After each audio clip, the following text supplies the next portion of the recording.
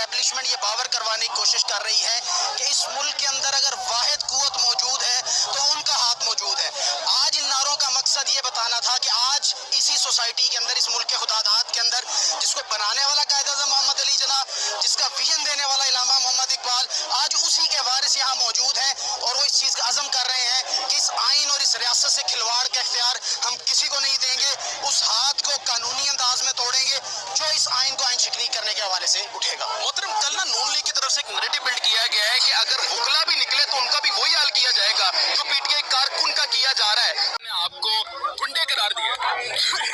دیکھیں، اگر تو آئین کو بچانا غنڈہ گردی ہے تو ہم گنڈے ہیں، اگر قانون کو ٹوٹنے سے بچانا غنڈہ گردی ہے تو ہم گنڈے ہیں، اگر اس ملک کی حفاظت کرنا غنڈہ گردی ہے تو ہم سے بڑا غنڈہ کوئی نہیں، اور اگر اس ملک کو لوٹنا اس ملک کا محسن بننا ہے تو ہمیں ایسا محسن بننے پر کسی قسم کا کوئی فخر نہیں. یہ جو سارے کیسز ہیں یہ سیاسی کیسز ہیں، یہ لیگل کیسز ہے ہی نہیں. تبھی تو کبھی جج صاحب نہیں ہوتے، کبھی پروسیکیوٹر نہیں ہوتا. جس دن اگر اس میں کوئی بھی فوٹنگ ہوتی نا لیگلی تو یہ دونوں موجود ہوتے. انہوں نے کہا کہ یہ ڈرامہ چلتا رہے گا کیونکہ یہ مجھے ٹرمز اینڈ کنڈیشن پہ لے کر آنا چاہ رہے ہیں. میں نے کہا خان صاحب باہر بات ہو رہی کہ کوئی ڈیل ہو رہی ہے. خان صاحب نے کہا کس چیز کی ڈیل ہوگی؟ ڈیل تو وہ لوگ کرتے ہیں جنہوں نے باہر جانا ہوتا ہے. نہ تو میری کوئی جائیداد باہر ہے، نہ میں نے باہر جانا ہے، تو میں کیوں ڈیل کروں گا؟ ہاں، ڈیل ایک بات پہ ہو سکتی ہے کہ فری اینڈ فیئر الیکشنز ہو پاکستان میں. ہم اگر بات کریں گے تو صرف اس ایک بات پہ بات کریں گے، اس کے علاوہ ہم کسی اور بات پہ بات ہی نہیں کریں گے. مشال یوسف سے دو سوال ہیں. ایک تو آپ پختون ہیں، جو میں نے سوال کرنا اس کا بھی جواب چاہیے. پہلا سوال یہ ہے کہ خبریں گردش کر رہی تھی خان صاحب جیل میں کپڑے خود دھوتے ہیں.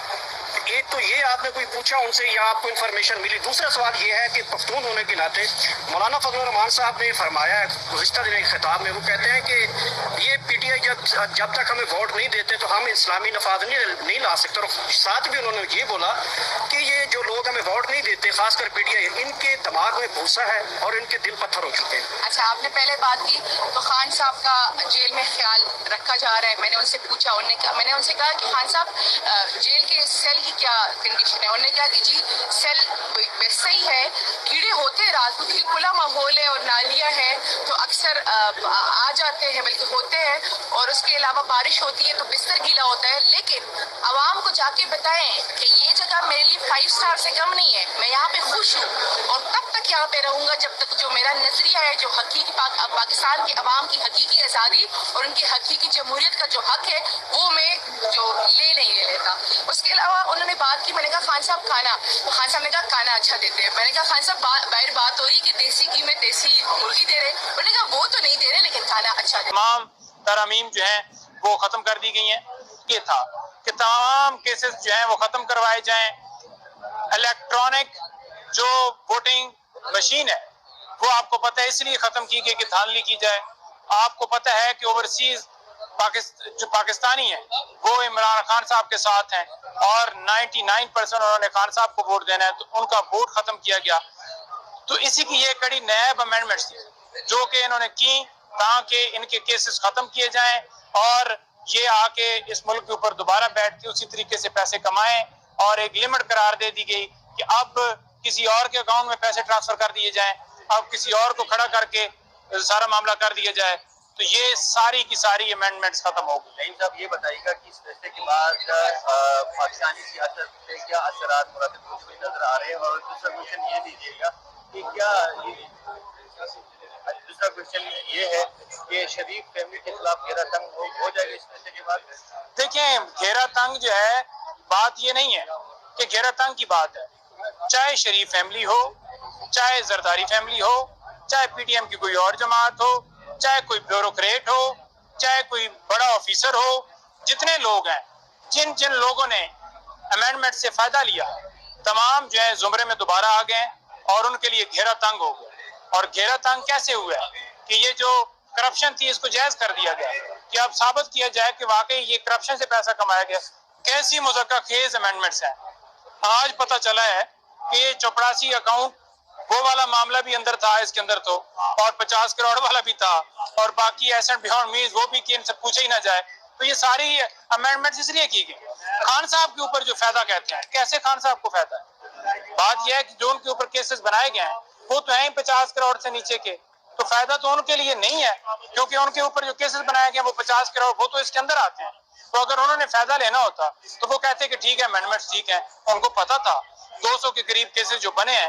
جب حکومت ختم ہوئی ہماری پہلی میٹنگ ہوئی, خان صاحب نے کہا کہ اب یہ لیگل جنگ ہے اور لیگل کے ساتھ ساتھ سیاسی جنگ بھی ہے اور یہ میرے اوپر کیسز بنائیں گے. ان کو پتا تھا کہ کیسز ایسے بنائیں گے جو کہ سمجھ سے باہر ہوں. آپ کو یہ بھی پتا ہے کہ ضمانت اسی وجہ سے کنفرم ہو رہی ہیں کہ خان صاحب کے خلاف کوئی شواہد کوئی ثبوت نہیں ملتا. اچھا نعیم صاحب یہ بتائیے گا جس طرح نیب کے حوالے سے جو ہے نیب ترامیم کا کیس کافی عرصے تک چلتا رہا, تقریباً 53 تک سماعت ہوئی ہے. اس میں قوم کو آسان الفاظ میں یہ بتائیے گا کہ نیب کے اندر انہوں نے کون سی ترامیم کی تھی اور جو ابھی سپریم کورٹ پاکستان نے آج جو فیصلہ سنا اور وہ سارے کو میرے بھائی میں نے پہلے آپ کو بتایا ہے کہ جو 50 کروڑ کرپشن نہیں, فیڈرل گورنمنٹ جو ڈیسیجن دے گی, گورنمنٹ آفیسز جو فیصلے دے گی, ان کو نیب کے اختیارات سے باہر کر دیا گیا تھا. یعنی کہ ان کے ڈیسیجن کرپشن کے حوالے سے یا کوئی پیسوں کے حوالے سے ایسٹ بیونڈ مینس کے حوالے سے وہ ختم کر دیے گئے تھے. آج وہ بحال ہو گئے ہیں. 50 کروڑ تک جو کرپشن ہے اس کو جائز قرار دیا گیا تھا. اس سے نیچے جو ہے وہ کیسز ہی نہیں چلائے جاتے تھے نیب کے اندر, اس کو بحال کر دیا گیا کہ جو اگر 1 کروڑ کی کرپشن ہوگی 1 کروڑ کا کیس ہوگا تو وہ چلے گا. یہ نہیں کہ 50 کروڑ سے نیچے والی جو ہے وہ کیس نہیں چل سکتے. دائرہ کار اس کو محدود کیا گیا تھا. اچھا تیسرا یہ تھا کہ اس کے اندر جو واضح طور پر انہوں نے یہ کہا کہ جو فیک اکاؤنٹس ہیں ان کے حوالے سے کہ اگر مثال کے طور پر مقصود چپڑاسی کے اکاؤنٹ میں پیسے گئے ہیں, ٹھیک ہے, تو یہ ان کے اوپر جرم بنتا تھا کہ آپ کے فیکٹری کا ملازم ہے جس کے پاس پیسے نہیں ہیں اور آپ نے پیسے بھیجے. انہوں نے اس کو ختم کیا تھا, فیک اکاؤنٹس کو وہ بحال کر دیا گیا ہے. پھر برڈن آف پروف کیا ہے جی, کہ اگر کرپشن میں کرتا ہوں تو نیب ثابت کرے گا کہ میں نے کرپشن کہاں سے کی. اب میں نے اینٹوں سے کی, بلڈنگ سے کی, فار ایگزامپل میں نے کوئی اور کسی سے رشوت لے کے کی, نوکریوں کے مد میں نے پیسے لے کے کی, تو نیب کو سم ٹائم نہیں پتا ہوتا کہ کہاں سے یہ کرپشن کی. انہوں نے تو دیکھنا ہے کہ اس کے جو ایسٹس ہیں, اس کی جو انکم کے ذرائع ہیں وہ کم ہے, اس کی یہ 2 مشینیں ہیں جو موقع کے اوپر کام کریں, لیکن اس کے اکاؤنٹ میں کروڑوں روپے پیسہ کیسے ہے.